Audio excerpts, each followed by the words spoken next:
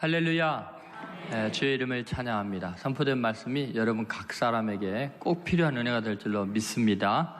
오늘 말씀의 제목은 시각이 병들 때라는 제목입니다. 지금 다윗의 범죄 이후에 이제 한 가정의 비극이 일어나고 그 사회 전체가 아주 처참한 일을 겪게 되는데, 그 근본 원인이 무엇인가, 그리고 어떻게 치유될 것인가에 대한 것을 연속적으로 보고 있습니다. 회개의 회복력을 필두로 해서 결국은 회개하는 길밖에 없는데, 뭐를 회개하느냐, 뭐가 문제가 있었기 때문이냐, 우리가 살폈던 것은 그 인격이 병들 때로 시작이 됐죠. 근본적인 문제점, 그거는 인격에 대한 우리 개념들이 좀 바뀌어야 된다. 그 다음에 사랑이 병들 때, 좀 회개해야 될 거 뭐냐면 사랑에 대한 개념 자체를 바꿔야 되는 거예요. 자기 집착, 자기 욕망을 사랑으로 착각하지 말라는 거죠. 그리고 정의가 병들 때, 지난 시간까지 했습니다. 정의를 시행하는데 자기 희생적인 사랑이 없는 정의는 악을 더 키울 뿐이라는 거죠. 그래서 우리가 여러 가지 이 병리적인 사회적인 현상, 그거에 대해서 이야기를 나눴고요. 오늘은 이제 시각이 병들 때입니다. 어떠한 시각으로 바라보느냐에 따라서 그 모든 것이 다르게 해석될 수 있거든요. 그러니까 이 사회에 지금 아픔이 뭔가, 이렇게 부유하게 잘 살고 과학이 발달하고 또 여러 가지 법이 잘 갖춰지고 뭐 좋은 일들이 많이 있는 가운데도 어느 때보다도 불행하고 불안하고 또 잔인해지고 악해지고 관계들이 다 깨지고 가정이 파괴가 되죠. 그런 이유가 도대체 뭐냐는 거예요.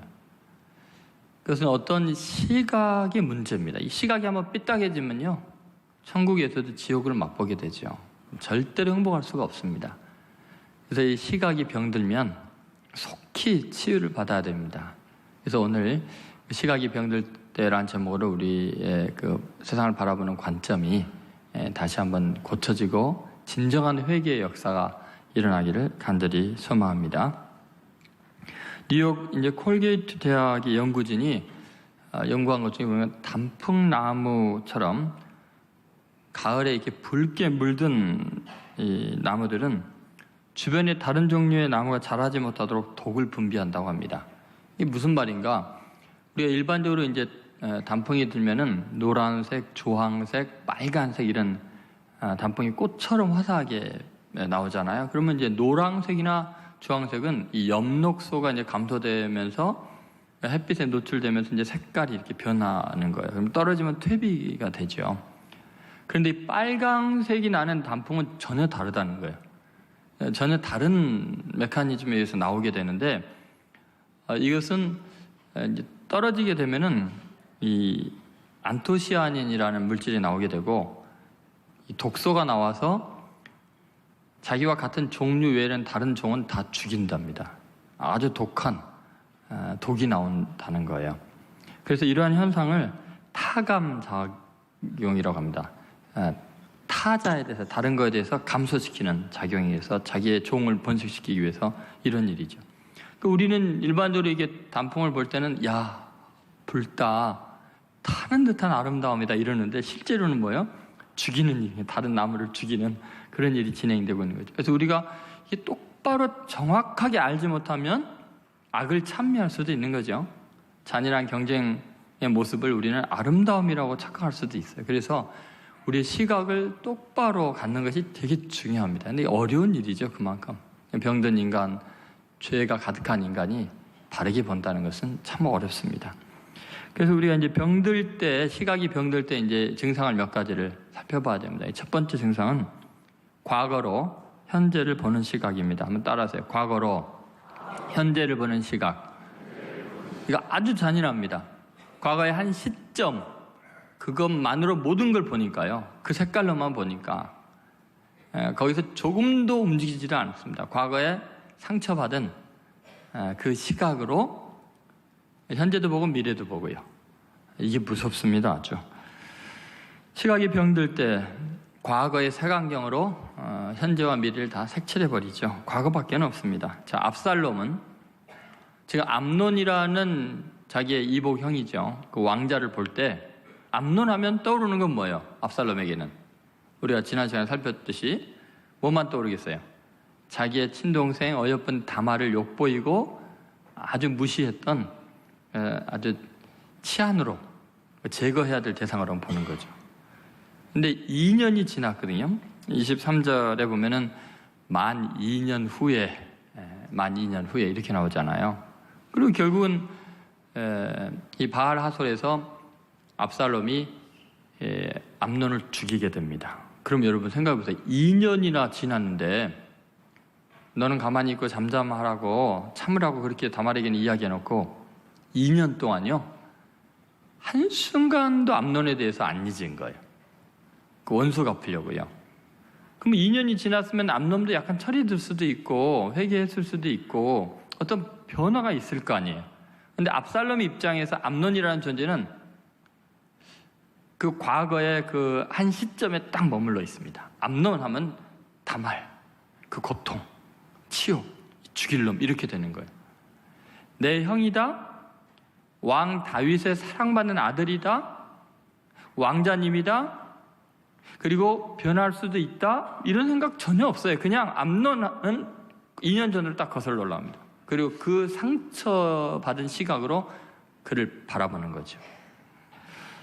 여러분, 인간은 다른 것들에 대해서는 기억력이 약합니다. 그런데 원한을 품은 사건, 상처받은 것에 대해서는요 세월이 갈수록 또렷해집니다. 그리고 그 시각으로 모든 것을 다 보게 되죠. 그래서 우리는 과거의 상처로 인해서 시각이 병들게 되었는데 그걸 몰라요. 이미 어떤 충격을 받았을 때는 이미 그때부터 우리의 시각은 거기에 고정이 되고 그걸 통해서 모든 사건을 보죠. 그래서 그것과 비슷한 어떤 조그만 충격이나 자극이나 말이 들으면 확 폭발해버리죠. 상대편은 이해를 전혀 못하는데도. 지금 압살롬이 그러고 있는 거예요. 이것이 세상을 불행하게 하는 거죠. 가정을 파괴하고 인간관계를 비극으로 몰아가고 사회가 엉망이 되는 것은 바로 이런 것입니다. 여러분, 미래에 어떤 가능성이 있는데도 그 모든 것을 다 차단해버리는 것은 이 과거의 무서운 상처의 시각입니다. 과거의 노예가 된 이 병든 시각이죠. 현재와 미래는 절망으로 다 채색되어 있습니다. 그러다 보니까 잔인한 일을 하는데 죄책감을 못 느껴요. 왜요? 지금 이 사람이 순수해지고 착해져 있는 거는 여부와 상관없이 과거의 그 시점으로 그 악한 놈으로만 보니까 자기가 잔인하게 죽여도 죄책감이 느껴지겠어요? 안 느껴져요. 세월이 그렇게 지내도 마찬가지입니다. 이것이 우리들의 아픔이에요. 여러분은 이 말을 들으면서 동의하십니까? 겪어봤어요? 부부싸움 하는데 또는 친구들과 관계에서 직장에서 뭐 딴 이야기 하다가도 꼭 불리하거나 무슨 일 있으면 몇 년 전에 당신 그랬잖아 이렇게 되면 이제 할 말이 없어지고 그리고 이제 그때 사건은 몇 년 후에도 또 꺼낼 거니까 이게 절망이 미래도 절망이 희망이 없어지는 거죠. 이것이 우리들의 아픔인데 이 사회의 아픔이 그래요. 가능성을 열어놓지 않아요. 과거의 병든 시각으로 딱 고정이 돼버리니까 그런 거죠. 만약 하나님이 이런 식으로 우리 판단하면 우리 죽습니다. 우리는 희망이 없어요. 근데 하나님은 놀랍게 이 미래로 현재와 과거를 소화해서 보셔요. 하나님이 보는 거는.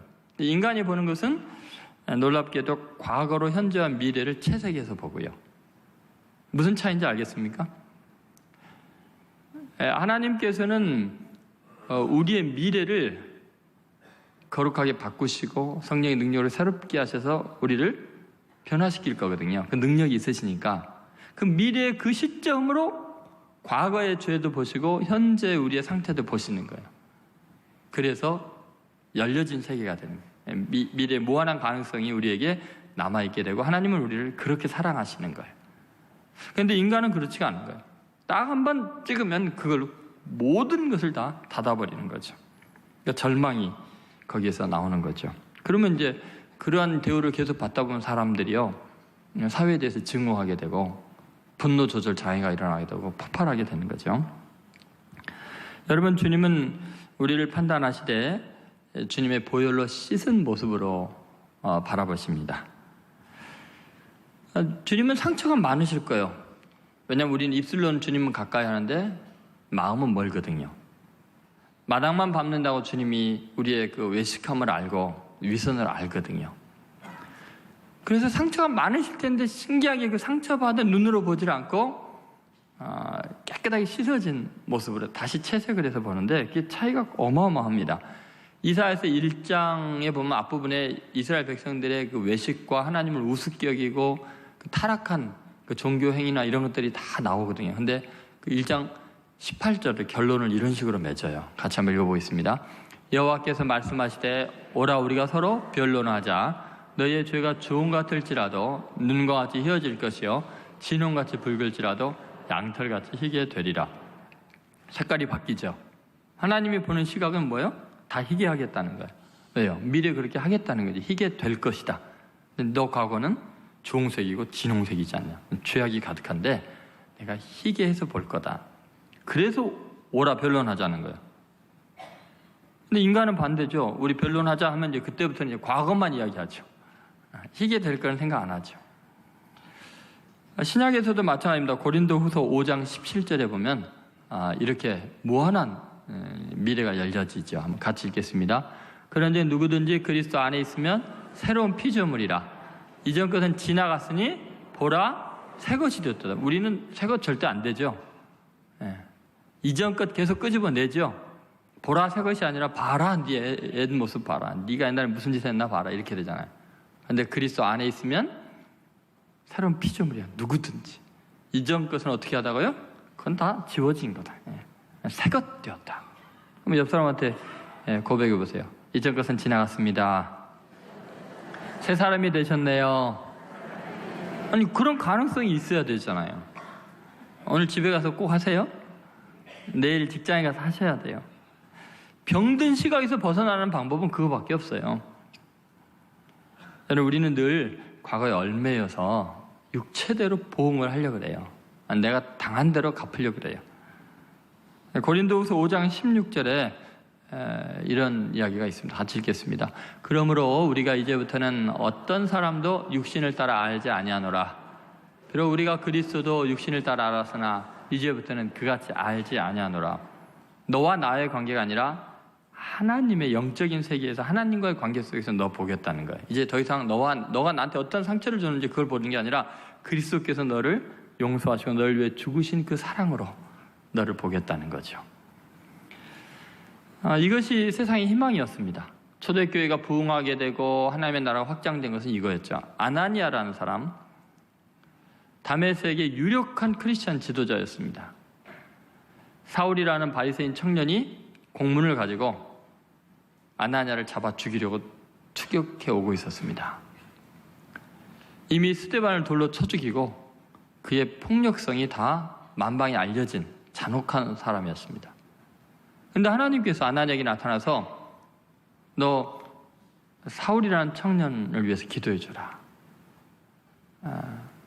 여러분 아나니아가 그 말을 듣고 옛날에도 이렇게 많은 사람을 죽였고 지금도 우리를 잡아 죽이러 옵니다. 하나님 그렇게 이야기하니까 하나님께서 그는 내가 택한 그릇이다. 이방인에게 복음을 전한 그릇이다 하니까 아멘 하고 가서요. 보자마자 그 원수를 향해서 끌어안으면서 형제 사울아 주께서 나를 내게 보내서 너의 눈을 뜨게 하신다고 축복 기도해 주잖아요. 그래서 기독교 역사상 가장 위대한 사도 바울이 탄생하죠. 엄청난 미래가 새롭게 열리죠. 만약에 아나니아가 육체대로 알았으면요 사울이라는 청년 그때 맞아 죽었습니다. 눈도 안 보이죠. 굶어갖고 기운 없지요. 근데 그렇게 대하지 않았어요. 새로운 피조물로 과거로 그의 미래를 채색하지 않고 백지차랑처럼 희게 그의 미래를 열어줬고 그는 성경의 대부분을 쓰는 위대한 인물이 되고요. 기독교 역사상 가장 위대한 사도가 됩니다. 여러분 성경의 이야기는 온통 그런 이야기로 점철됩니다. 예수님은 매국노이고 탐욕스러웠던 세리장 이 삭개오라는 사람을 친히 부르시죠. 삭개오야 내려오라. 내가 오늘 너 집에 유하여 하겠다. 사람들이 깜짝 놀랐습니다. 탐욕스러운 세리 중에서도 대장인 저놈을 아무 이상이 없는 사람인 것처럼 그를 사랑해 주셨죠. 세리 삭개오는 너무 충격을 받았죠. 예수님이 그의 죄에 대해서 한마디도 지적을 안 했는데 그냥 평범한 사람 대하듯이 대해줬죠. 삭개오가 스스로 내가 다른 사람에게 토색한 건 4배로 갚겠습니다. 내 재산의 절반은 가난한 사람에 나눠주겠습니다. 완전히 새 사람이 돼버려요. 죄에 대해서 한마디, 과거에 대한 이야기 하나도 안 했는데도 미래에 변화될 그 새 사람처럼 대해주니까 진짜 새 사람이 돼버리는 거예요. 여러분, 베드로 무슨 낯짝으로 주님 얼굴을 봅니까? 예수님 부인하고 저주하고 예수님을 위해서 죽겠습니다 해놓고는 제일 먼저 도망가고, 그 베드로가 예수님의 사랑을 경험하죠. 예수님은 그 베드로를 누가 나를 사랑하느냐고 물어보시면서 사명까지 주시잖아요. 그 배신자를. 베드로는 정말 하루에 3,000명씩 구원하는 위대한 사도로 바뀌고 주님을 위해서라면 십자가에 거꾸로 매달려 죽을 만큼 변화됩니다. 여러분, 이 모든 것은 과거의 잔인한 시각으로부터 자유롭게 된 사람만이 세상을 새롭게 열어가는 것. 더 비극을 극대화하지 않고 비극을 희극으로 바꾸는 능력은 이러한 시각이 치유되어야만 하는 거예요. 여러분은 지금 어떤 시각을 가지고 사람을 대하고 계십니까? 여러분 가정에서, 또 교우들과 직장에서, 또 이 사회를 향해서 상처 좀 받았다고 그하고 병든 시각으로 과거에 갇혀서 잔인하게 사람을 대하면 안 됩니다. 우리의 시각을 주님께서 그 크신 십자가의 사랑으로 치유해 주시기를 바랍니다. 주님이 여러분을 새롭게 보시고 위대하게 만들어 주신 것처럼 여러분도 그 사랑 받았으면 그렇게 세상을 봐야죠. 오늘부터 여러분 다시는 과거에 이 집착되어 있는 그런 시각 벗어나시기 바랍니다. 다 잊어버리고 이전 건 지나갔다, 당신 새 사람이다, 이렇게 인정하는 놀라운 시각을 지니시기를 주의 이름으로 소원합니다. 두 번째, 이 시각이 병들 때의 특징은 뭐냐면 과장된 소문의 시각입니다. 한번 따라해서 과장된 소문의 시각. 이 시각이 병들면요 막 부풀려집니다. 그리고 굉장히 빠른 속도로 나쁜 이야기들을 전파하죠. 굉장히 무책임한 시각입니다. 여러분, 오늘 본문에 아주 독특한 그 구조가 펼쳐지는데, 사건과 이 사건이 전달되는 내용, 소문은 완전히 달라진다는 것을 알 수 있습니다. 자, 30절, 31절 같이 읽겠습니다. 그들이 길에 있을 때 압살롬이 왕의 모든 아들들을 죽이고 하나도 남기지 아니하였다는 소문이 다윗에게 이르매, 왕이 곧 일어나서 자기 옷을 찢고 땅에 드러눕고 그의 신하들도 다 옷을 찢고 모셔선지라. 여러분, 절망이겠죠. 모든 왕자들이 다 몰살당했다고 하는데 왕이 어떻게 살겠어요? 옷을 찢고 왕 다윗, 그 사람이 들어 누워버린 거예요. 절망한 거죠. 왜요? 소문 때문에. 소문. 그 사건과 전혀 다른 소문 앞에서 사람이 무너져 내리는 거죠. 대신들이 전부 다 옷을 찢고 절망 가운데 그 사회 전체가 그 국정이 다 마비가 되는 처참한 일이 일어나게 됩니다. 여러분들, 여기서 이제 중요한 건 뭐냐, 이 과장된 소문에 아주 독특한 특징이 나오는데, 그건 뭐냐면 굉장히 빨리 달리는 특징이 있습니다. 전달 속도가 엄청 빠르다는 거죠. 당사자들보다 더 빨리 달립니다. 여러분, 이 30절의 구조를 잘 보면은 이렇게 표현이 되어 있죠. 그들이 길에 있을 때 그들은 누구예요? 누구죠? 왕자들. 압살롬이 암놈 죽이는 걸 보고 놀래갖고 같이 잔치 갔던 왕자들이 지금 필사적으로 탈출해서 왕궁으로 도망오고 있는 그 길에 있을 때 압살롬이 왕의 모든 아들들을 죽이고 하나도 남기지 아니했다는 잘못된 이 소문이 어떻게 돼요? 다윗에게 이르러요. 그러면 소문이 먼저 도착합니까? 왕자들이 먼저 도착합니까? 이상하지 않아요? 왕자들은 어느 정도 속도로 달릴까요? 왕자들보다 더 빨리 달릴 수 있는 그 말이나 이런 게 있을까요? 그리고 현장에서 바로 지금 달아나는데 이 소문은 변형이 돼갖고 도착하는데 더 빨라요. 그러면 누가 도대체 죽음을 피해서 도망가는 사람보다 더 빨리 왔다는 거예요? 신기하지 않아요? 소문은요 엄청나게 속도가 빠릅니다. 소문 따라갈 수 있는 사람은 없어요. 왜냐하면 죽음을 피해가는 사람보다 더 빨리 가니까. 근데 더 놀라운 건 뭐냐면 그 전달 과정에서 눈덩이처럼 불어납니다. 그래서 사람을 아주 간담을 녹여놓는 거죠. 누가 죽었어요? 암놈 한 사람 죽었잖아요. 그런데 소문은 어떻게 났어요? 모든 왕자 다 죽었다고 나와요. 이 병든 시각의 특징은 늘 이렇습니다. 진실보다도 더 빨리 도착하고 사실보다 더 크게 과장이 되고, 이러면 사실이 왜곡되고 사람들은 참담함을 느껴요. 그러니까 실제 느껴야 되는 고통보다 몇 배나 몇백 배나 더 큰 고통을 느끼게 되는 거예요.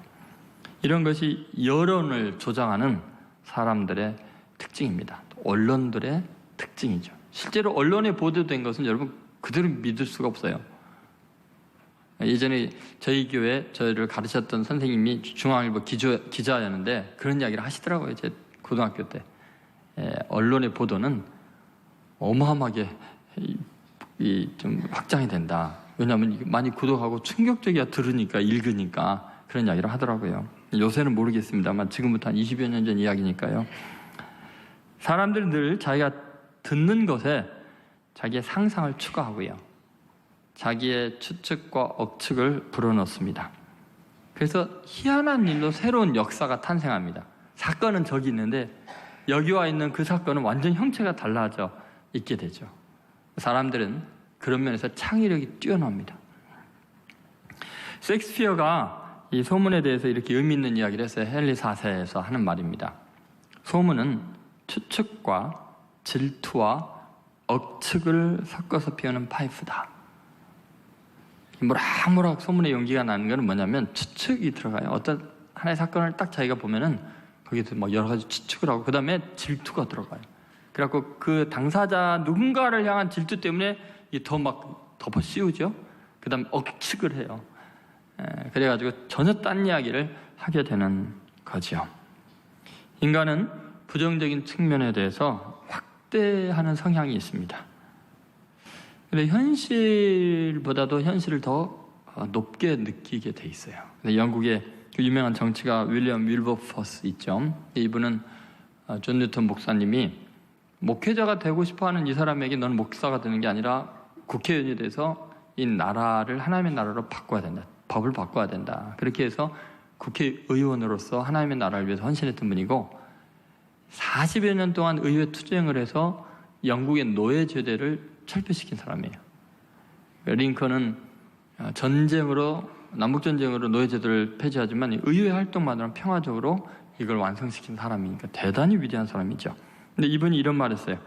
현실의 벽은 직접적인 성격 때문에 사실보다 높게 보이기 마련이다. 여러분, 우리가 어떤 것을 딱 접하게 되면 그 현실은 늘 사실보다 훨씬 더 높게 느껴져요. 현실적으로 느껴질 때는 더 크게 오해를 할 수 있다는 거죠.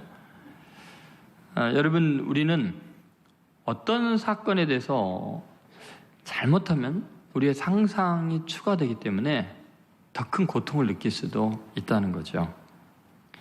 그러나 하나님은 우리가 감당치 못할 시험을 허락지 아니하시고 감당할 때 꼭 피할 길을 주시는 분인 걸 믿으셔야 돼요. 우리가 감당할 수 없는 고통은 없어요. 반드시 이길 수 있게 해주신다는 것을 꼭 믿으셔야 합니다. 다윗 왕은 옷을 찢고 이제 들어 누웠죠. 다른 신하들도 모두 옷을 찢고 절망했습니다. 다 죽은 줄 알았으니까, 왕자들이. 근데 참 신기한 건 이런 거죠. 왕궁에 소식이 들어갈 때는 이건 정확한 정보가 들어가게 되잖아요. 왕한테 보고하는데 누가 허튼 소리 하겠어요.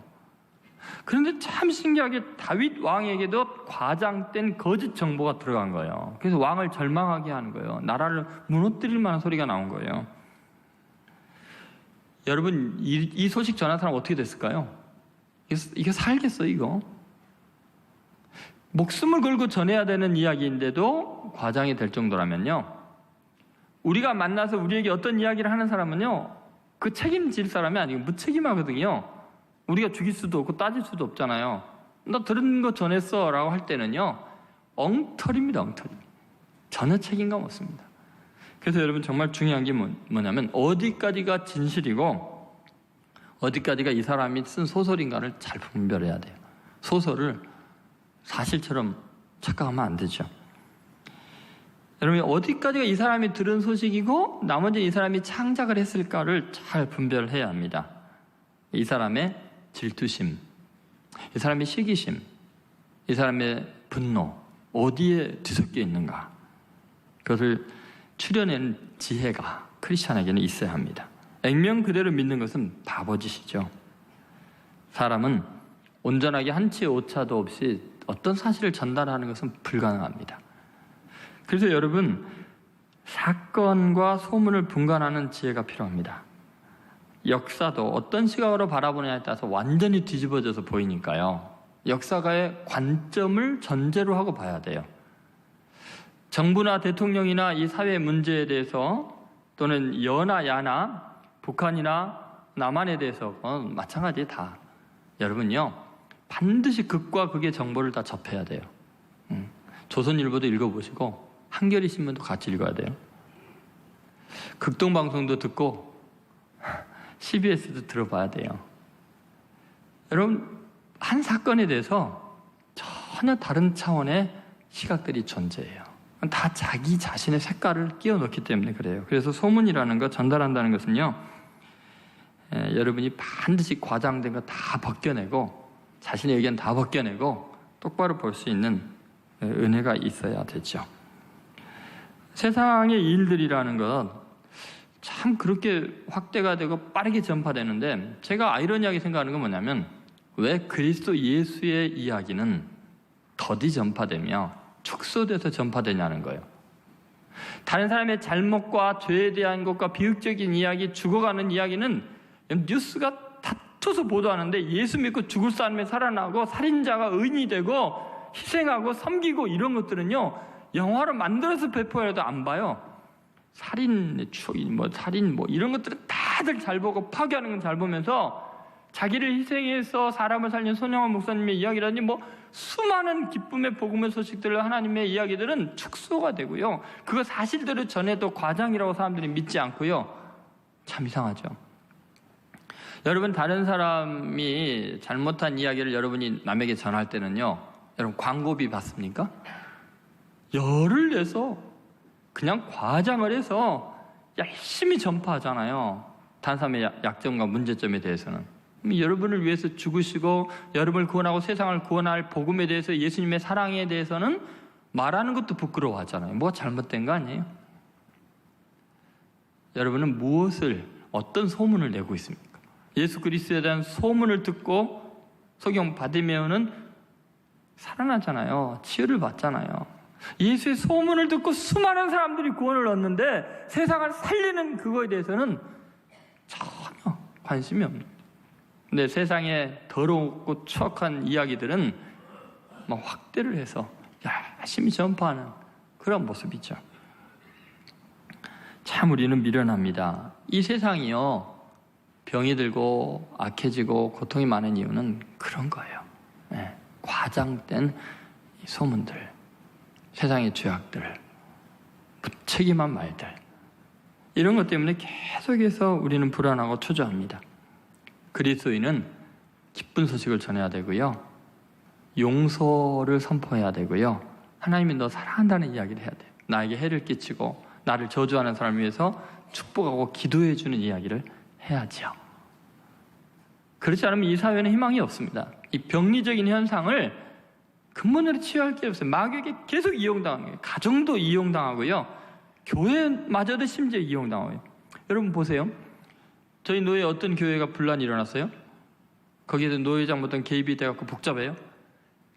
가해자건 피해자건 다 피해자라고 생각하는데 다른 교회 앞에 가가지고 주일 내내 피켓 시위하고 소리 지르고 열심히 외쳐요. 그 노예장이었던 사람 쫓아내야 된다, 죽을 때까지 우리는 계속 데모할 거다. 그런 분들이요, 예수님 십자가 복음 전하면서 그렇게 열정을 냈더라면요, 우리나라 벌써 복음화 됐다니까요.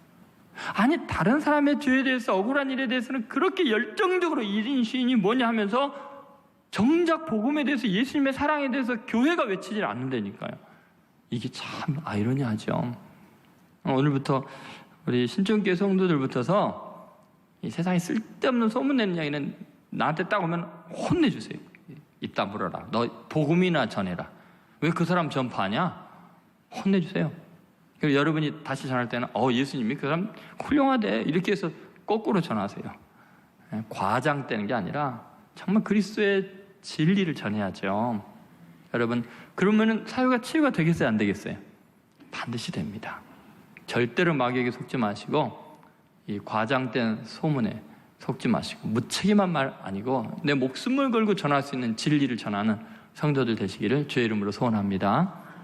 세 번째는 정확성 속의 공범적 시각이에요. 좀 말이 어렵지만 한번 따라해보세요. 정확성 속의 공범적 시각. 이건 대단히 교만한 시각입니다. 아까는 첫 번째 잔인한 시각이죠. 과거에 얽매여 놓는 건.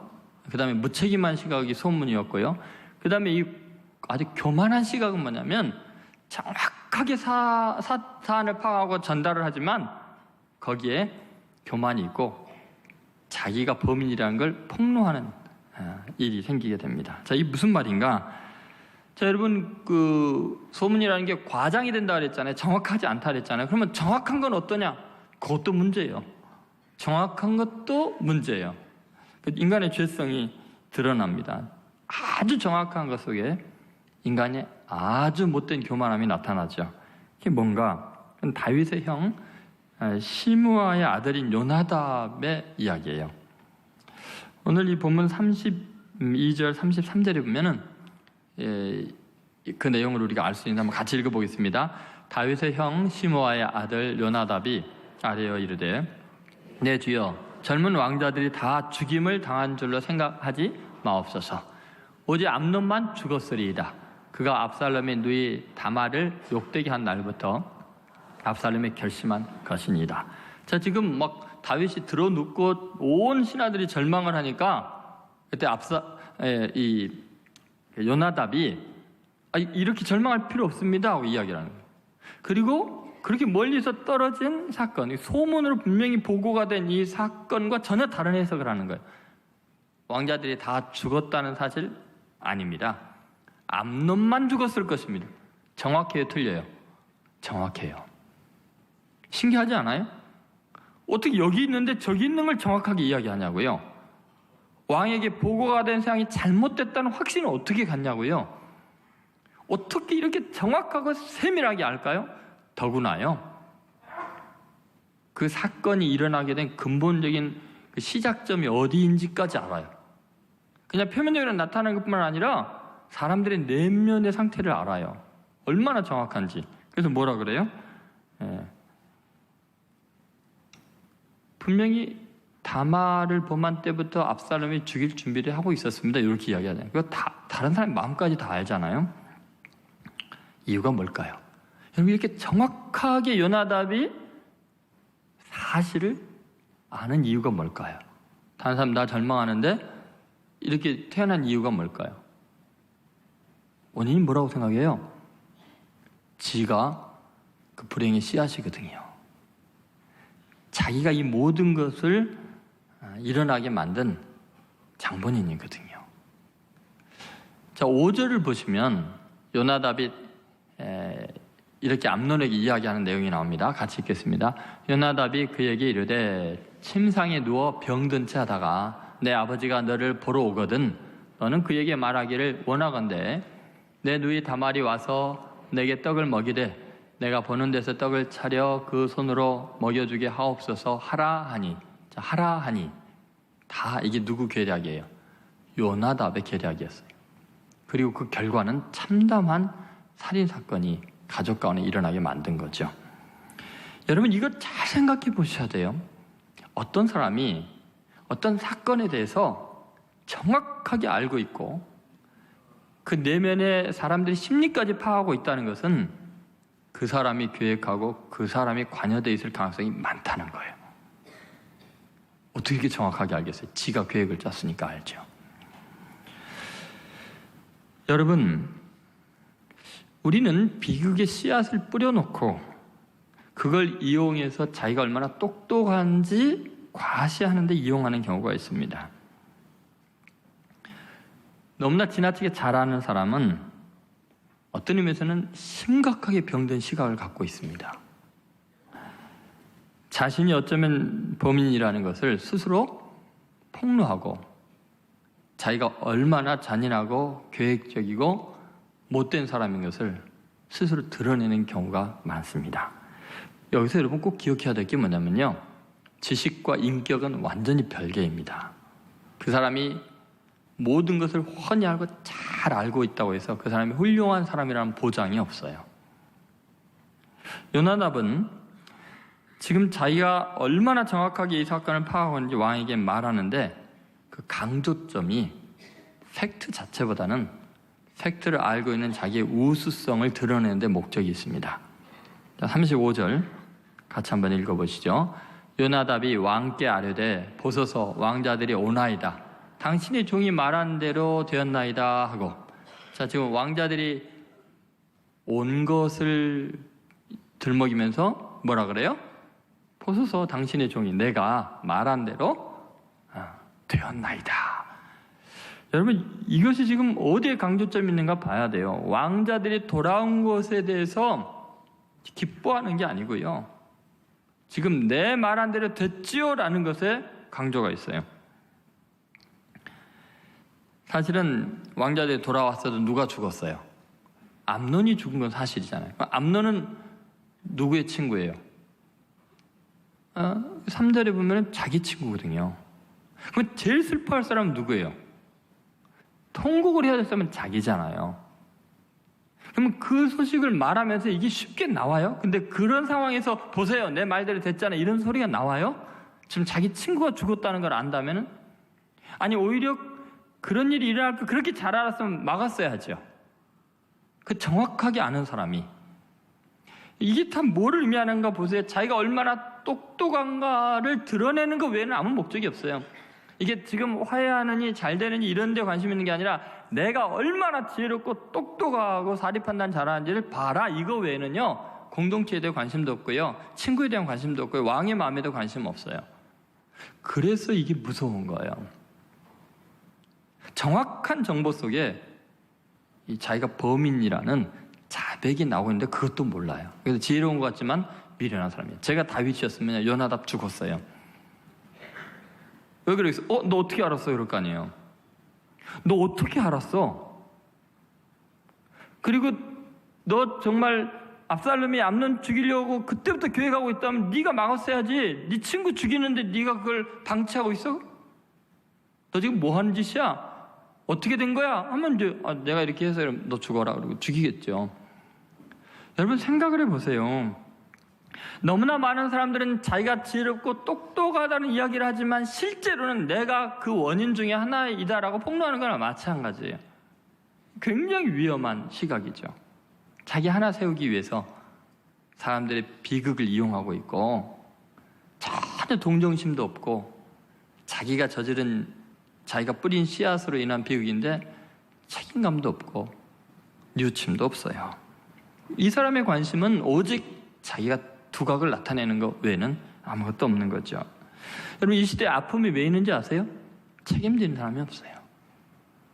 정확하게 안다고 하면서도 그것을 위해서 헌신하지 못한 자신의 죄에 대한 아픔이 없어요. 그냥 원인 제공자이면서도 당당해요.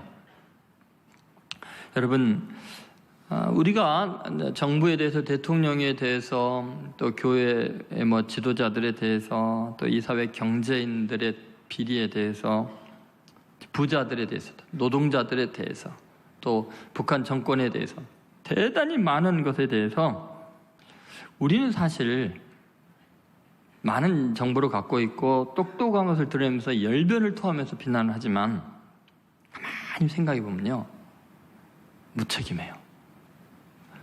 그 원인 제공자의 하나가 내 자신인 걸 전혀 생각하지 않아요.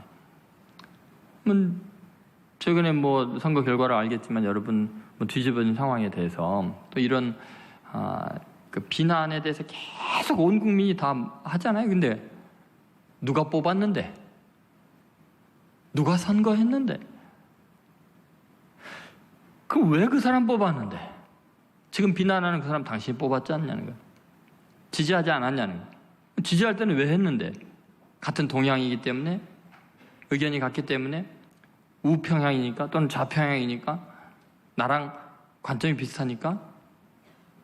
여러분 생각해 보세요. 우리는 남에 대해서 비난을 하지만 실제로는 그 원인 제공자가 내 자신이에요. 비극에 씨를 뿌린 것은 나인데 자기 똑똑함만 드러내고 회개를 함께 하지 못합니다. 이것이 이 시대의 아픔이죠. 근데 참 다행인 것은 우리 주님의 시각이죠. 완전히 반대입니다. 주님은 정확한 것을 아시면서 아무것도 모르는 것처럼 한마디 안 하시죠. 우리의 죄에 대해서 주님만큼 잘 아는 분이 어디 있어요? 만약에 주님께서 우리의 죄악을 헤아리신다면 누가 주님 앞에 설 수 있겠느냐고 시인이 그러잖아요. 근데 주님은 놀랍게도 우리의 죄와 허물을 다 아시면서 폭로하지 않고 부끄럽게 하지 않으시고 다 덮어두시면서 정작 그 죄를 우리가 잡아갈 때는 주님이 그 죄짐을 다 지시고 죄의 대가를 치르시고 고난을 당하시고 우리를 감싸주시죠. 아무 이런 책임을 당신 자신이 다 지시죠. 마치 제가 어렸을 때 이 신촌에서 축구하다가 옆집 유리창 깨뜨리면은 어머님 아버님이 잘못했으면 미안합니다 하면서 다 대가 치르는 것처럼. 여러분 우리는요 어쩌면 주님의 이 사랑의 시선이 없으면 희망이 없어요. 그리고 부모가 자식의 잘못을 다 알면서도 감싸주고 미래의 희망을 두고 그 아픔을 감수하면서 감싸주는 부모가 있기 때문에 실수도 많은 자녀들이 나중에 훌륭한 사람들이 되는 거죠. 이 사회는 그런 시각이 좀 필요해요. 감싸주고 덮어주면서 내 자신이 책임을 져주고 미안하다고 말할 수 있고 다 내 잘못이라고 내가 기도가 부족했다고. 그러한 모습이 회복되지 않으면 이 시대는 희망이 없습니다. 병든 이 시각이 치유가 되어야 합니다. 세 가지 이야기를 했습니다. 시각이 병들 때. 첫 번째 병든 시각은 뭐예요? 과거로 현재를 보는 시각. 아주 잔인한 시각이죠. 끝까지 집요하게 과거 이야기에 들먹이는 거예요. 오늘부터 여러분 과거 이야기 들먹이지 마세요. 상대편에 대해서 대화할 때. 두 번째는 뭐예요? 과장된 소문의 시각이야. 괜히 질투하고 추가하고 그렇게 하지 마세요. 오히려 무책임한 자신의 모습만 드러낼 뿐이죠. 세 번째는 뭐예요? 정확성 속에 공범적 시각이 있는 거예요. 여러분 내가 잘 안다고 하지만 사실은 그 자기 죄 폭로하는 것밖에 안 돼요. 덮어주고 내가 희생하고 내가 십자가 지는 길밖에 없어요. 그리스도인이 이거 안 하면 누가 할까요?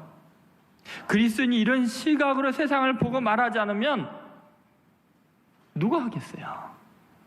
오늘부터 여러분 실천해 보세요. 형제 간에 또 부부 간에 내일 직장에 가서 꼭 좀 변화된 시각, 치유받은 시각으로 이 시대를 새롭게 하는 귀한 하나님의 사람들 되시기를 주의 이름으로 축원드립니다.